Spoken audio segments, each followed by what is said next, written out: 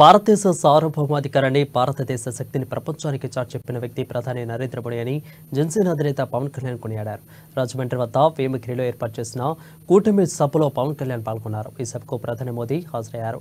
భారతదేశానికి అభివృద్ధితో పాటు గుండె ధైర్యం కూడా కావాలని, శత్రు దేశాల మీద పోరాడగలిగే శక్తి, శత్రుదేతర ముందుకొస్తే నిలువరించగలిగే శక్తి కాశ్మీర్ మనది కాదు అంటే కాదు మనది అంటూ ఆర్టికల్ 370 రద్దు చేసిన బలమైన శక్తి మన ప్రీతమ నాయకుడు మోడీ అని అభివర్ణించారు.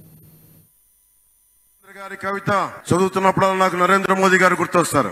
సముద్రం ఒకరి కాళ్ళ దగ్గర కూర్చొని మరగదు, పర్వతం ఎవడికి వంగి సలాం చేయదు, తుఫాను గొంతు చిత్తం మనడం మెరగదు. నేనింత కలిపి పిడికిడ మట్టే కావచ్చు, కానీ గొంతెత్తితే భారతదేశపు మువ్వెన్నెల జెండాకున్నంత పొగరుంది. ప్రధానమంత్రి గారు గొంతెత్తితే ప్రతి భారతీయుడు ప్రతి అణువణువు కదులుద్ది. కేవలం సంక్షేమం కాకుండా అభివృద్ధి, ప్రతి ఒక్కరికి ఉపాధి, పరిశ్రమలు, ప్రతి ఒక్కరికి మనకి సాగునీరు, తాగునీరు ఇలాంటివన్నీ ప్రొవైడ్ చేయగలుగుతా ఉన్నారు.